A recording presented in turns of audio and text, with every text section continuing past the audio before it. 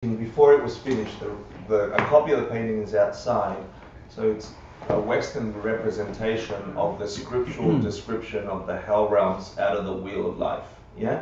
So we zoomed in to the hell realms, and what I like about it is that he described it, he painted it like in the Abhidhamma Kosha, and most Tibetan paintings now are just a very summary cold hells, hot hells, and that's it, right? But there are like 8 cold hells, 8 hot hells. Each one has a fantastical description of the particular kind of pain you have. And then there are adjacent hells, I think there's 4. And then there are what we call spontaneous hells. But before I go there, like I think the painting is amazing. Before I go there, I want to ask you to consider, like the doll, that thing I just talked about. We have, I know I had some prejudice about hell. As soon as someone says to me hell, I'm like, out, not true, boring, stupid, there to scare me. Like I have all this certainty that in my, like I do, like I have all this certainty that that's not true. And if I am going to be really honest with myself, which is what I've had to do every time I look at this material or practice any of the stuff like we just talked about, what am I really sure of? And then like the world begins to disintegrate, and the answer is not very much. As soon as and that's I think one of the reasons why it's not looked favorably to teach just anybody the idea of emptiness, because it becomes like your world falls apart. If you don't know exactly the capacity of the person listening, then you should be cautious, because I think that's what it does. If we could see the world as it is, I feel sometimes my head would explode, because I am so fixed in believing it is the way I see it. Yeah? So in talking about health, like I had the thing come up over and over. It's like, I'm going to tell them something that I thought for the longest time, and I still have the impulse, it's bullshit, But if I am putting on the skin of a different perspective on the world and the planet and the existence of being, and it's got all these other wisdoms that I've gotten to taste as working for me, then I have to put this part of the thing on as well. Yeah? Because that's the third type of hell. No, that's So let me share it with you, but you gotta check for yourself how you're connecting with it. Yeah? If you're dismissing it, you're losing something.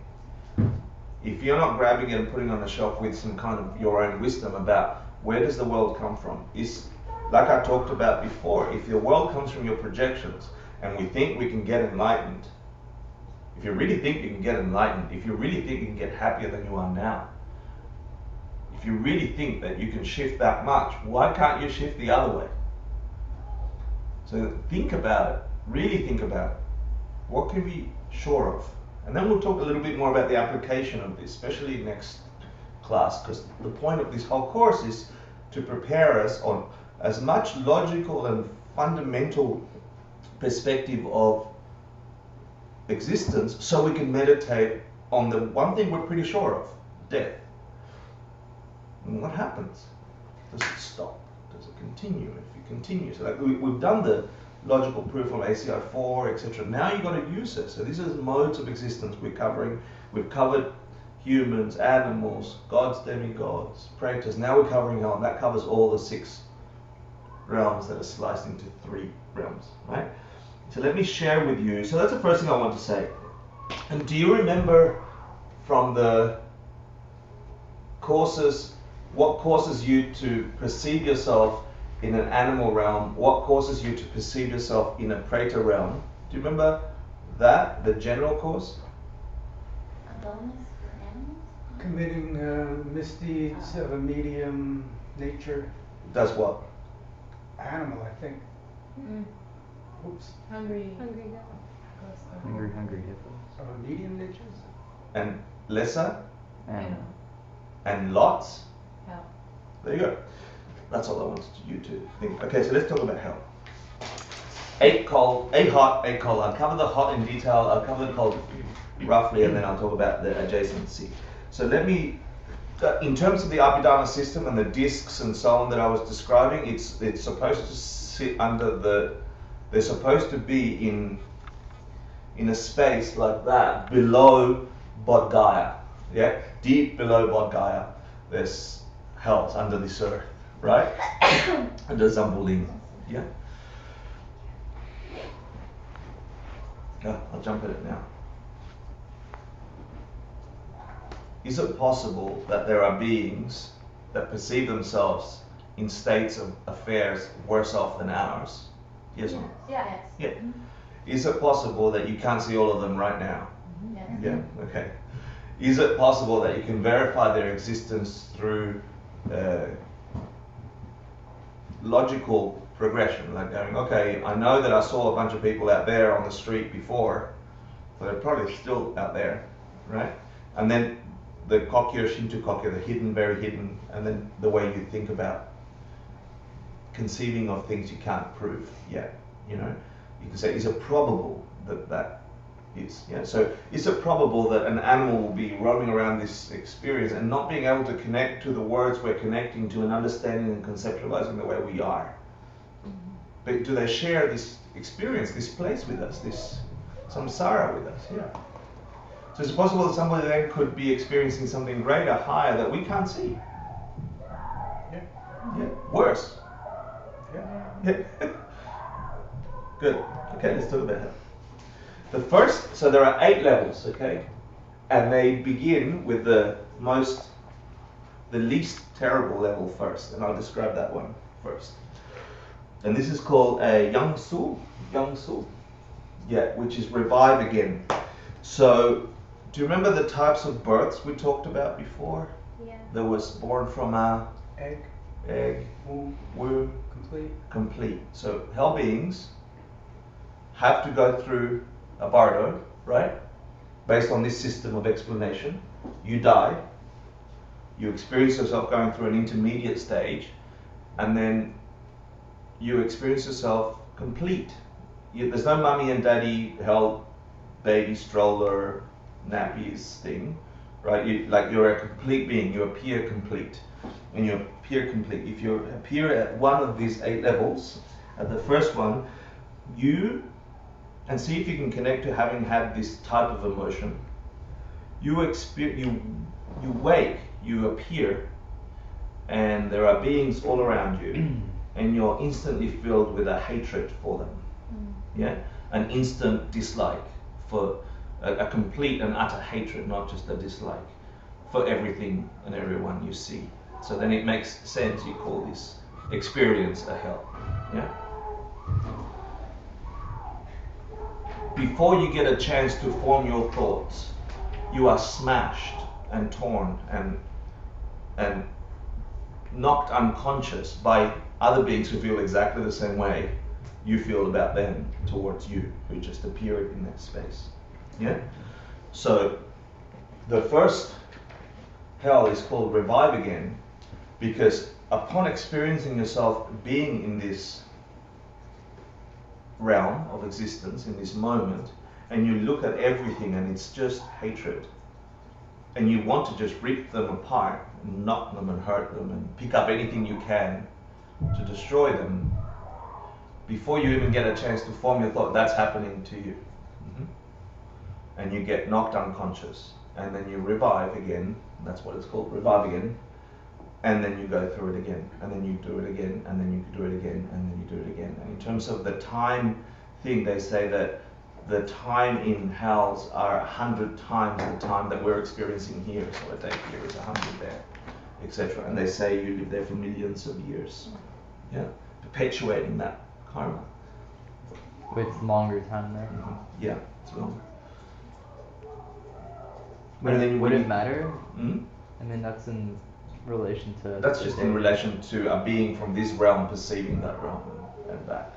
Yeah, you know? But like, is a life longer? Yeah, it's like 100 times longer. It's like you live. Oh, I see. No, a life there is Short. Like, what would it matter? You know what I Getting mean? killed all the time, right? Yeah, you're getting killed constantly, but yeah, in this one you don't. You get revived. It's called revive. You get unconscious and you come. You get unconscious and you come. But you have that experience for millions of years. Yeah, they say that's the lifespan of a hell being. Okay. Unconscious, and they call it Yang Zhu because it's like you have this echoey voice upon being unconscious that says, wake up, Yang Zhu, come to. Yeah? Once you become unconscious, and that forces you to open, to become aware again before you get the chance to form your thought. You're killed again. Yeah, you're destroyed again. So that's the first one. That's the lightest one of all the hells.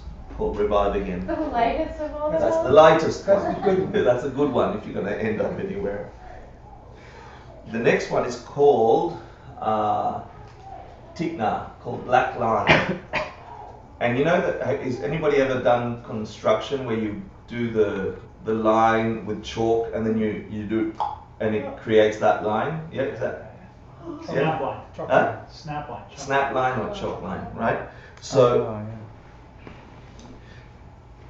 yeah. you are born full in all these hells and they're all hot, right? And in this one, you are dragged and pushed down by these hell attendants, if you like, or these semi-boss people in hell who have a little bit better karma than you from their point of view, because they can grab you and pull you down, and then they heat up chains. Lots of the architecture of this realm is just hot, burning iron. Yeah, so then they get these chains, they get red hot, and they char your skin with this chalk line types. Yeah, and then other beings drag you and use those lines to chop you into pieces. Every piece has a sense. You have capacity to sense every piece that you've been divided into, and then you regenerate again, and that happens over and over and over and over. The over and over is an over and over theme. Let's see, there are burnt lines, the guards cut you up. You never once lose consciousness. At least in the other one you lose consciousness and you reset. Your body just regenerates and it happens all over again. That's the second of the 8. Wait, how do you become one of those? How do you become one of the guards? Yeah. That's so funny you should ask that, because I was listening to the original tapes, and at that very spot, there's someone else goes, hold on a second, how do I get to be one of those? I mean, he didn't quite say it that way. And Geshe Michael told him, wait till the end and I'll tell you. But all he told him at the end was, you have the karma to perceive yourself having had habituated that kind of torture to someone. Like, if you look at all this from what we studied in karma, so especially you grab the first one, right, where you enter into a sense of existence and you have instant hatred towards someone you've never met before. Like, we've all had that kind of existence, that kind of experience, right? If you ease into that kind of this is how I think about this. Yes, it's not in any scripture. This is how I put on this suit. If I let that karma go without treating it as soon as it arises, it makes sense that karma grows over time. And that karma, grown enough, could force you into a realm where you are perceiving that all the time as the predominant state of being. And then doing it all the time forces more of that karma, yeah, to defend yourself and to attack someone. So for the first one, it makes sense. For the being that is the guard, then it makes sense if you've had that habituation, yeah? And the same for the cutting up. If you've seen yourself chopping up things, then that karma there again. The next one is called... Is this like this is like what they do mostly in these hot hells? I can't imagine like that's all they do. Is there like any type of sustenance that is there just they're constantly... That's just what's happening. You're just being destroyed and brought back to life. Destroyed and brought back to life. It's like milliseconds of existence in pain. And they say that the pain of that first one actually, it is the smallest pain in that first one is worse than the worst pain you could ever have as a human. But no pain as a human could, of all the human pain you've had as a human being collected, could compare to the pain you have at that first time. And then it gets progressively deeper. Watch your mind as you connect to it. Let me share the information, then just watch your mind connect to it, okay? And when you consider the karma and the subtleties of how we act in our world and project that forward, see what it does to your system. The next one is called Gather and Smash. And this is where you are collected and dragged into a canyon of sharp rocks, and the mountains begin to crush you, like in that scene from Star Wars when they're in the compactor, the garbage compactor, yeah? But it made out of intensely hot rocks that form and squash and meld you into other beings. You're gathered and squashed, and suddenly the rocks take on the shape of animal beings that you've destroyed in the past. And then they, and for each perceiver it's different, and then they crumble and crush you completely, and then you revive and you are gathered and pushed into a canyon. Let me just make so smash you, rocks take on shapes of animals. And the lifespan in each deeper hell gets progressively longer. There you go. So the lifespan of that experience is deeper than the one before. This one's called Numbu, or Screaming Hell. And this one is because you appear on red hot iron ground in a vastness with other beings, and as soon as you land, your feet are scorched and burnt, and everyone else is just running for their lives, and there's nowhere to run to. And as your foot burns, it burns your bone, and it burns your calf, and it burns down to your knees until your body, and then your hands fall, and then you're completely burned and incinerated, and then you wake up again. And everybody's just scrambling with there's no limit to this vast place. You're just completely burned up. Just consider how you're connecting with this. I know it's not a pleasant topic, like most enlightenment or nirvana, but like I said, if we believe that we can transform our sense of existence by catching our mental continuum, progressively grow a certain sense of experience, then you've got to consider the impulses that might create these kind of experiences as a reality. The next one is called the Great Screaming, yeah, which is exactly like that one, but worse. So double the lifespan.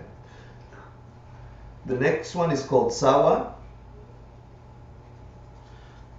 And this one, you are pushed into a cube, if you like. Have you ever seen the really bad movie Cube? I love that movie. Imagine it burning hot, right? I don't know if we're friends anymore. Oh my god, you don't love that movie. Excuse me, I'm just going to go on Facebook and press unfriend. Cube. If you've not seen it, don't worry about seeing it. Just listen to this description, and it's worse than the lowest hell. In this one, you are put into a chamber,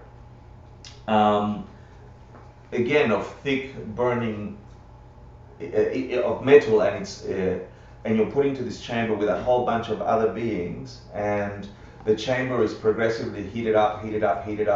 So as opposed to the disc where you're running and burning every part of you, there's now limits to this chamber, and you're hitting the limits with your thing until the chamber is so burnt up that you are completely incinerated. And then you come to and you're put into a chamber. Mm-hmm. All of these, is it just the first one, or all of them contain suffering that's worse than? The first one contains that one. All the others, the suffering is worse than the previous one. Okay. So the suffering of being in a chamber. So I'm sorry to. No, that's bring okay. this up, but I mean that there are beings on this planet that experience that, but is it just because it has to go over and over, or is it the instantaneous moment of that suffering that's worse, and how is that different than what people have actually experienced? That's a nice way to connect the two worlds. Yeah. They just say that the pain experience from the thing you have as an experience of being there and with those beings is not like It's like superhuman. it's beyond human experience. Yeah. It's beyond human understanding of pain, is what they're like saying. our pain would be considered dull. Completely dull. Would be like you're saying to a child. How do I describe? How do I make it? Like you had your hand chopped off, and then someone's crying because they've got their finger pricked by a needle that's trying to get blood, like that. Yeah, it might just describe what I understand. The differences between a state of mind that acutely experiences pain in a way that we can't fathom. Like the same way, like we don't know the amount of bliss we can experience. Beautiful. There's like Lovely. Other side of like pain that we've never even Considered. Yeah. Beautiful. Nice. Does that help you? Yeah, Or is your but- head? I know your head is. No, that makes sense. I guess it's just, it depends on, it's hard to conceive of it, because if the child's had their finger pricked, that might feel like, That is hell for them. That is that's a pain. Yeah. But then that But child then can we grow all- up and have their right, hand chopped off, deeper. and then they'll know then. But they won't know it when they're getting their finger pricked. That there is a worse I pain. understand. I mean, it's interesting, because it's, yeah. This next one, so I think that's it for that one. Yeah, you roast until you, then you're running around desperately to get away from the intense glowing heat of the box that you just incinerate and it starts again. This next one is called extreme heat, Raptutsawa. And this is what I found interesting that connects to what I talked about sustenance before. In this one, there are two chambers. There's an opening between the chambers, and you think that over there it's going to be better, and you run there, and you instantly incinerate, and you think over there it's going to be better, and you're instantly incinerated over there. So there's this doubling of pain that says you're not. There's no hope. There's like it's like taunting your hope. They sound like sick, like fantasy Yeah. places. Yeah. Have you ever read or looked at a diagram of Dante's Inferno? Yeah. Have you seen a diagram of it? Mm-hmm. This one is no torment or no respite. Yeah. Avicii, hell. And let's see if I can give you some statistics. You appear as a being, but if you were to watch this place, you wouldn't even know that there are beings there. Because as soon as you experience yourself being, you have a very subtle experience of being for a very short time. There's an incinerator fire that covers you, and I think they said from the east, and it hits your body and it begins to make it burn and glow like a light bulb filament, and until you disintegrate. So you become so incandescent that then and the only way, so you see this fires, this glowing incandescent lights. This realm is like hot, worse in heat than all the others. There's incandescent and bursts of fire, incandescence in between the fire, and the only way you would know that there's a being they describe is because they make this tiny yelping sound. They barely fathom to make a yelping sound, and then you know that there's that there's that kind of extinguishing sound. I think that's where that was. Like the sun. Like the sun, let's say that. So that's the hothouse. The being knows itself by its own sound, or you can hear it? No, you can hear other beings going, Oh wow. yeah, being incinerated. Yeah. So it's interesting because they describe it as if someone went there and experienced it.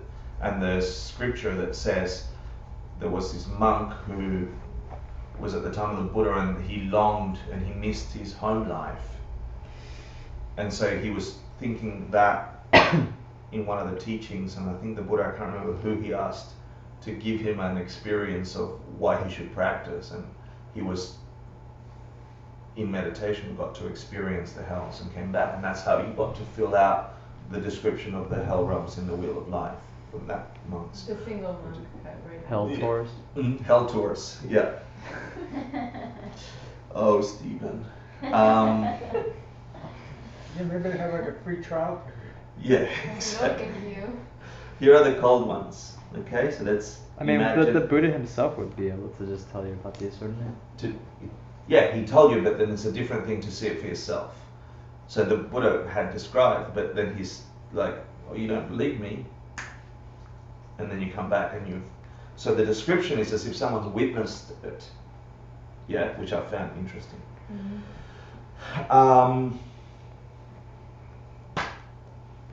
So everyone is naked. It's absolutely icy cold. There's gusts of wind beyond your imagination. Vastness of space. This is Sounds called. like New York. It's like New York. And again, like the hot hells, this is the lightest one and gets progressively colder and colder and colder on the experience of you and your body. And the first one is you're blistering, you're continuously blistering, and it happens over and over, just like in the hot hells. The next one, I won't go in this one too much because I don't have too much more info. The next one is called bursting blisters. And it's not just blisters, the word they use translates to, I can't remember what the word they used in English. It was something I had to look up, the translation, but it's frostbite. It's blisters with frostbite, like your skin is ripping off from the cold. So it blisters like you got your fingers a sausage like that with blisters from cold, and the tips of your fingers are black and they get amputated because there's no circulation and so on. That's the translation of the word they're using for blisters and bursting blisters. So it's so cold and you're in this expansive terrain. The next one is chattering, and I believe your face is falling off. Moaning in the cold, again it's worse, and this continuous moaning, the screaming is an extension of that. Splitting open like a blue lotus is your body begins to get so cold and it expands from cold that your skin begins to rip open, and it's like a dull blue lotus. So it's like you see the blueness of the cold. And then the next one is the red lotus, which is blood comes out and so on, progressively colder and colder and colder, and breaking completely open, and again you regenerate, etc. If your karma changes, Wait, what? lists, please. It's in the reading, and it's got the better translation than what I've been able to put together in a quick presentation. What was 8? Breaking wide open like a red lotus, and the red lotus signifies your deep opening of your cavities and your body from the cold. Let's talk adjacent hells. If your karma improves out of any of these hells, there are at the edges of the hells 4 doors, 4 exits. Yeah. So if your karma is good in the hell realms, you get to be near these things, and you get the perception that there's an escape. So you go there. You go through these doors out, and you go through 4 zones, I think it is. The cold zone is, again, the ground is hot like in the other one, but instead of degenerating and you dissolving into the heat, as you lift up your foot it regenerates, and then you could jump to the next, like you're thinking you're exiting, and you actually have to go through these 4 chambers, right? If you get past the cold zone, which is your foot regenerates as it comes up, and then it burns, disintegrates, it regenerates, and so on. You're experiencing yourself in that, which is better than the other one, right?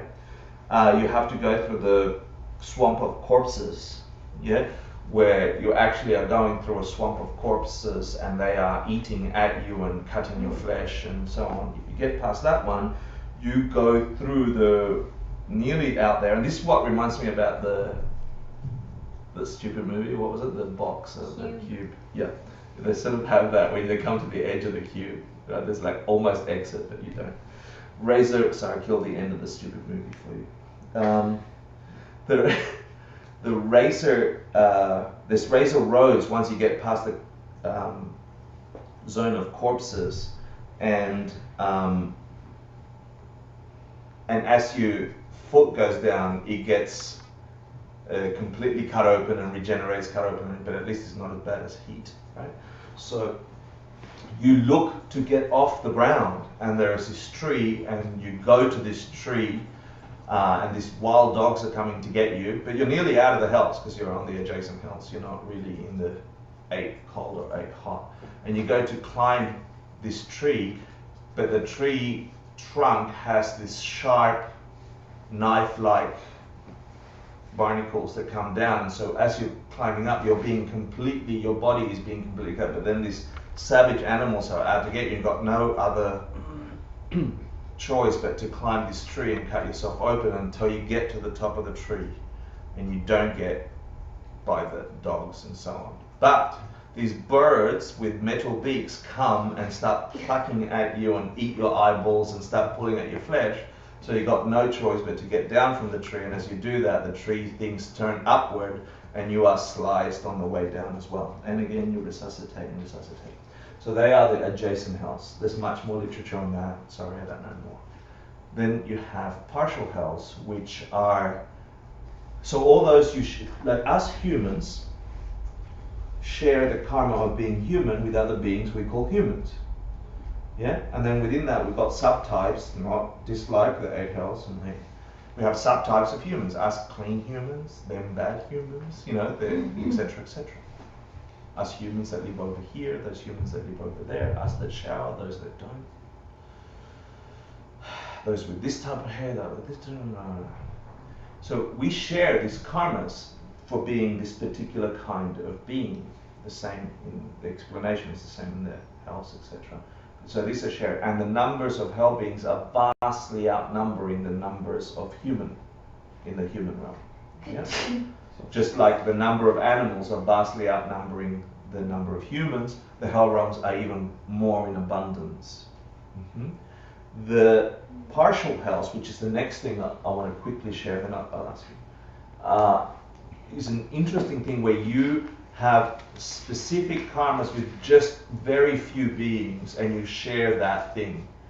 And it would be like, they say, finding yourself in a plane crash in the middle of somewhere where the instrument you're in or the place you're in instantly burns up, and there's just 3 of you or 5 of you that share that experience, but everybody else doesn't have that specific quality of burning, for example, or the experience that you share with those few beings is hellish in things. You are a hell experiencing being, but it's not in that general category of 8 hot hells, 8 hot cold hells, and the adjacent hells. Yeah. So, sorry, you wanted to ask something. So, as humans, we're able to build our will through different circumstances. Mm-hmm. The will that we get to perceive things and finding contentment in whatever situation. So, with that said, these hot hells and these cold hells, and these whatever it is, experiencing the different variety of hell, are they able to build will to surpass the pain? Yeah, the answer is no, right? There's not enough time to form a thought that is separate or clean enough, or I don't want to say clean enough, I want to say rational enough or understanding enough. There's no time. Imagine when you're really, really angry as a human. But do they have souls? The parallel between the idea of soul is what we call mind. What we in Buddhism call mind is not the brain, it's this sense of being. Yeah, so the consciousness which experiences. That would be equivalent to soul. So the idea is that, to your question about do we have choice, we have the experience of having choice here. right? And we seem to like have some kind of choice and free will here. When we in this realm suffer some great things, so imagine that right now a plane crashes through here, and it's like we barely have choice to form our idea of what the hell is happening. We're all scrambling for survival like that. It's not like you go through a cognitive conscious process that says, oh, that wall is beginning to crumble and I better get my ass off the cushion. Well, some people would go and reach for the more vulnerable person and help them. Exactly, as an impulse, but not as a choice of free will, for example. So the idea is, if the experiences of suffering are so much worse in these realms of existence, there's barely a second to form your thought, let alone understand that you are also creating the experience by your perpetual pattern of redoing that same thing. So they say until your karmas begin to wear out and gradually begin to wear out, and then you're left with some goodness that could propel you in one of those moments out of that experience, you're pretty much stuck there for millions of years, is what they're saying. So how exactly Do you get out? Yeah, no, that's the Burn out big your question. bad karma, is that it? You just Well, you exhaust burn, you it. exhaust the soul, but you're creating as much as you're experiencing, which is a downward spiral. You imagine that the another way to look at the wheel of life is there's a downward spiral, there's an upward spiral, right?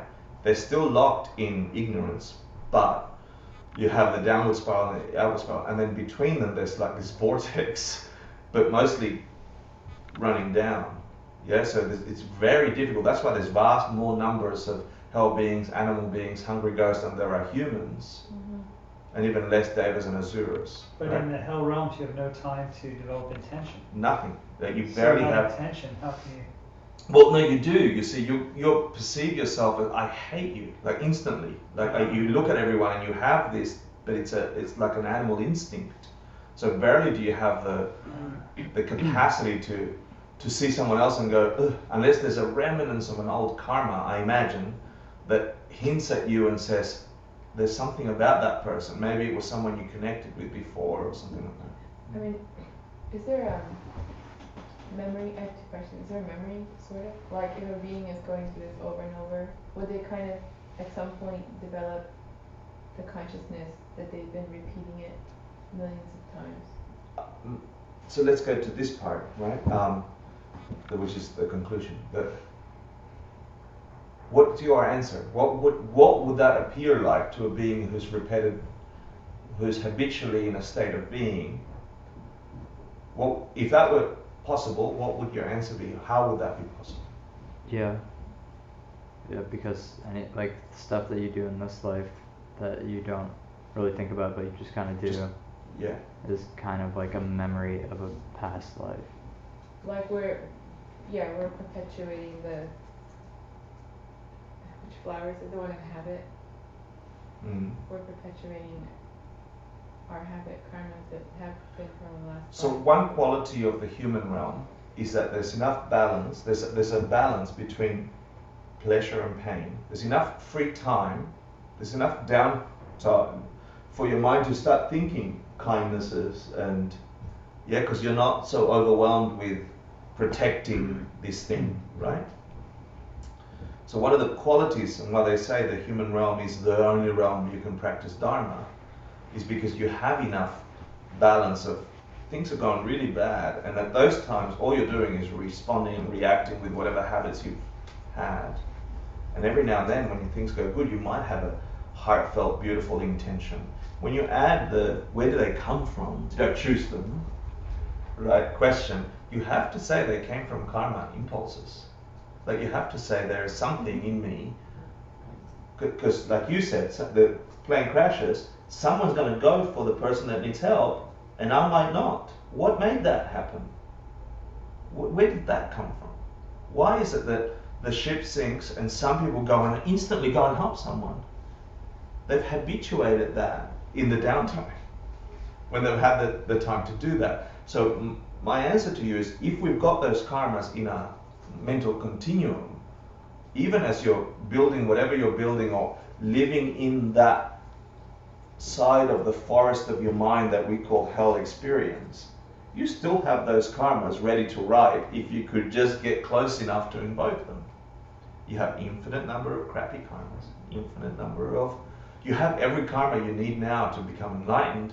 You also are always 3 mental movements away from hell. At any moment, you have the perception of passing, the perception of in between, and the perception of existing.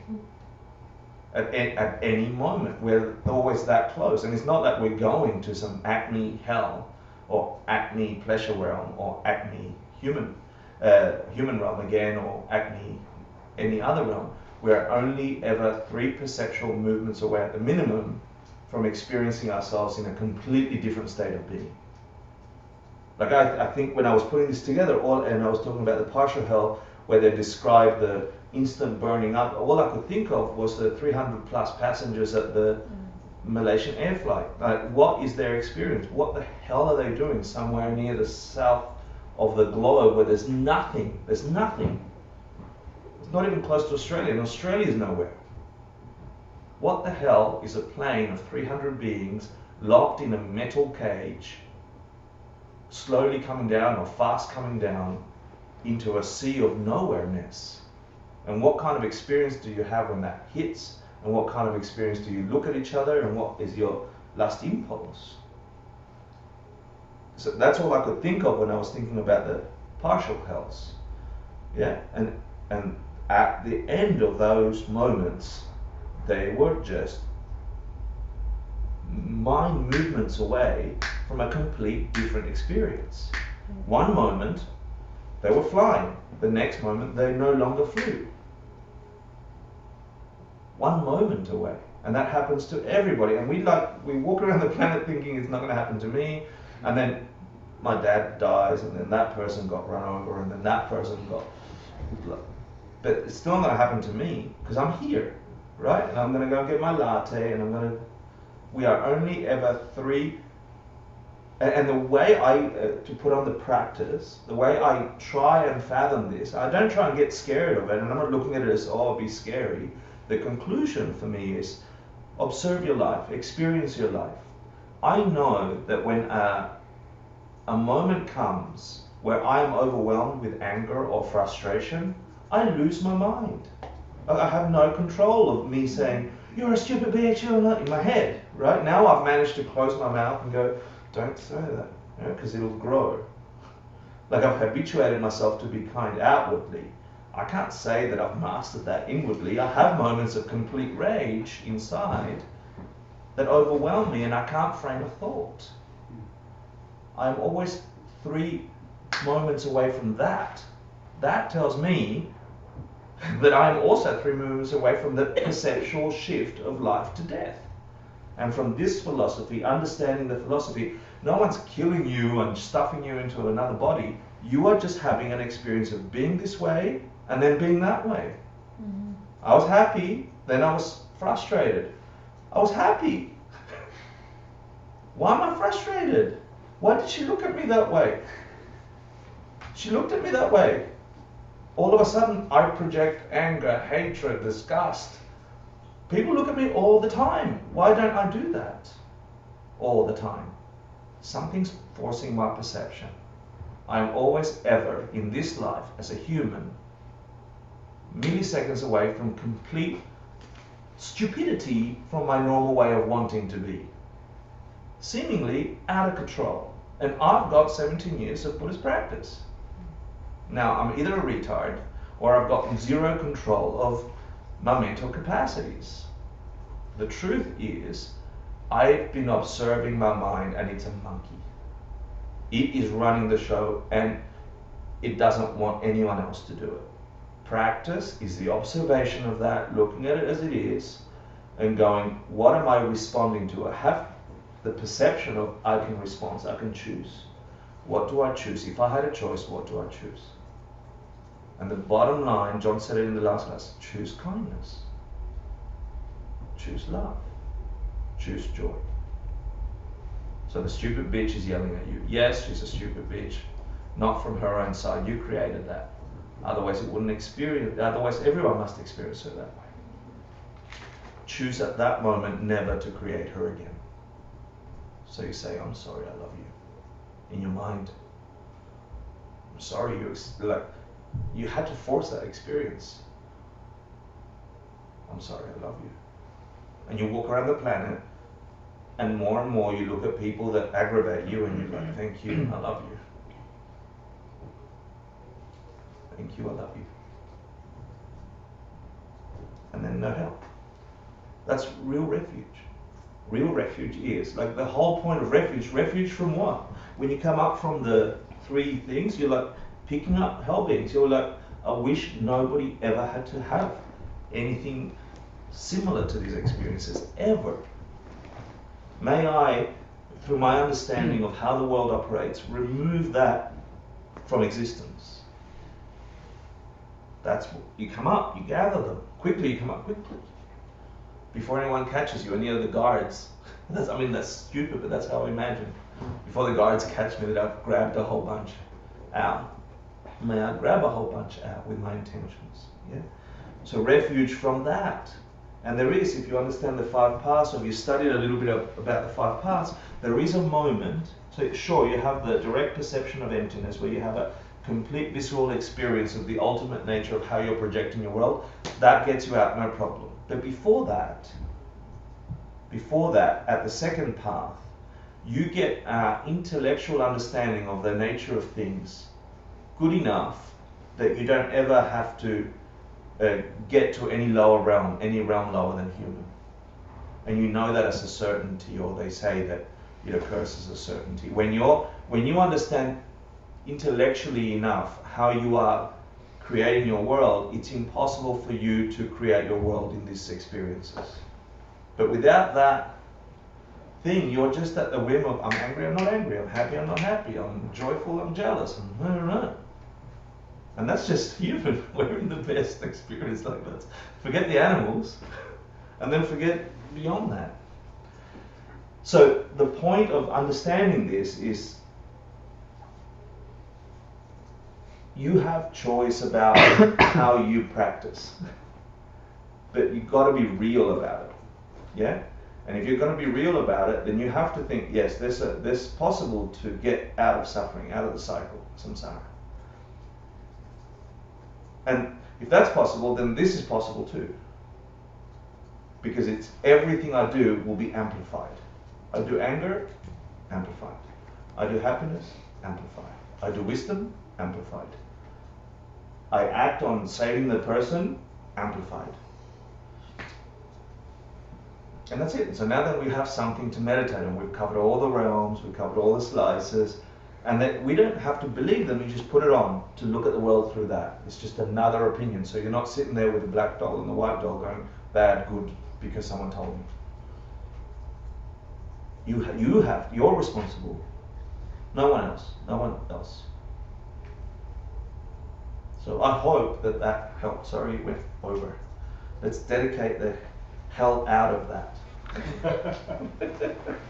Meaning you imagine now this bizarre cosmology full of liberated beings, and you give it away for the sake of everybody ever coming out of that existence.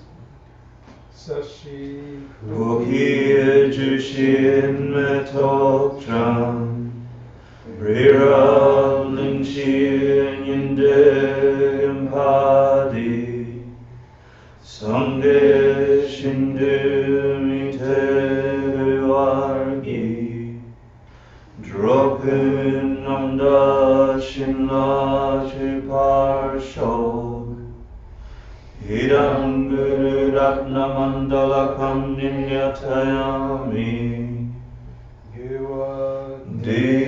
Digokun Sinam Yeshe Soksokşin Sinam Yeshe Lejunwe Dampa Kuni Toparshog.